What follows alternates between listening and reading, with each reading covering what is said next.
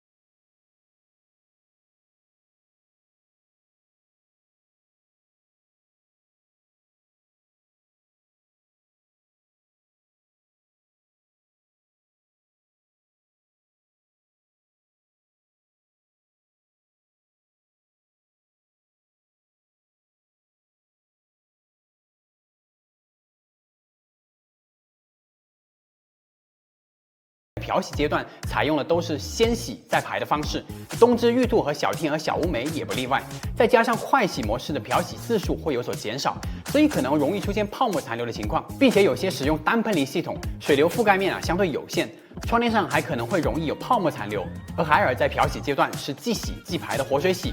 能够有效的冲洗衣物上残留的泡沫，再加上它的双喷淋系统，通过2路独立水流，形成更立体的冲洗覆盖面，更高效的冲刷窗帘中残留的泡沫。但洗涤效率高就代表洗得干净吗？那可不一定啊。我们直接上高强度的脏污测试，来看看这3台洗衣机的快洗模式能不能应用自如。我们准备了沾有奶茶污渍、火锅油污、果汁污渍、粉底液的衣物，这4个分别代表了蛋白质污渍、油脂类污渍、色素类污渍和混合性污渍。同时，我们加入了抹上同样污渍并且风干3小时的衣物，作为一个对照组，把这些衣物分别放进洗衣机里。在清洗的同时，我们会记录3台洗衣机的有效洗涤时长和实际清洗的时间，并且会对它们的噪音和振动幅度进行检测。最终测试完，我们可以看到3台洗衣机对于污渍的清洗效果其实非常不错的。日常的污渍都能够清洗干净，不过对于风干污渍，东芝和小天鹅清洗的衣物上，则是残留了少量的痕迹。而海尔在油渍的去除上简单效果要好于其他2台。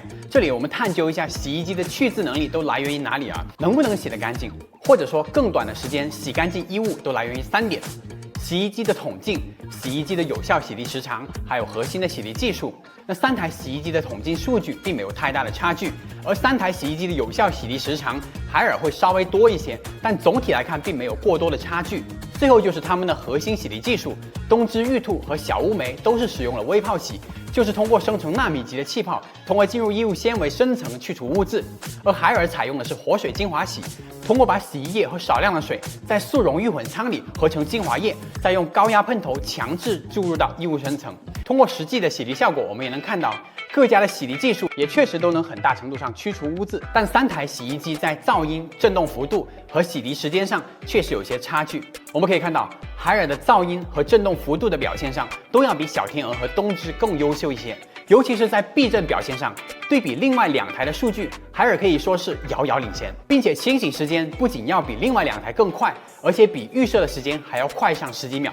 那为什么3台洗衣机在噪音、振动幅度和清洗时间上存在差距呢？这3点主要是和洗衣机的电机和避震技术相关。目前市场上最主流的就是 BLDC 变频电机和滴滴直驱变频电机这2种。那东芝和小天鹅所使用的是 BLDC 变频电机，这类电机依赖的是皮带驱动内筒，需要预留转向缓冲的时间。而在高速运转的时候，皮带张力变化容易引发共振，产生比较大的噪音。海尔则是使用滴滴直驱电机，它和 BLDC 变频电机最大的不同就是电机轴和内筒直连，不需要传动皮带。这不仅从源头上避免了共振现象，减小了噪音，而且电机可以精准地控制内筒在正转、反转、急停之间无缝切换，有效地提升了摔打的频率和污渍冲击的效率。同时还有海尔使用的6维避震技术，那这个技术到底有多强呢？在央视挑战不可能节目里面，海尔洗衣机通过6维避震技术，在高速脱水时仍然能够保证机身稳定，甚至在悬吊状态下放上红酒杯和硬币不倒。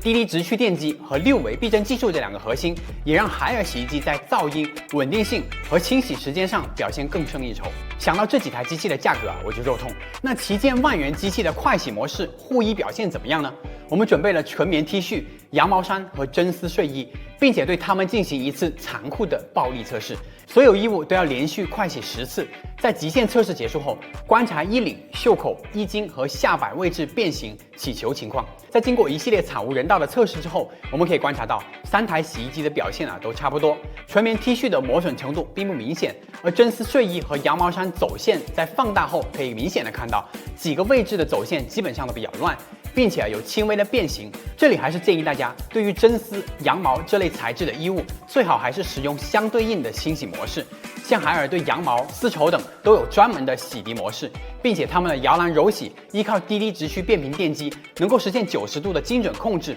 在洗干净的同时，避免摔打损伤你的衣物。这一系列测试下来我们可以看到3台旗舰机型的快洗，无论是在泡沫残留还是在清洗效率上，都有着不错的表现。对于日常大部分使用场景来说，都是完全够用的，大家可以放心使用。本期视频到这里就结束了，这里是贝塔测评研究院，我们的探索和测评不会止步，大家记得点赞、关注、收藏，谢谢你们的观看，我们下期再见。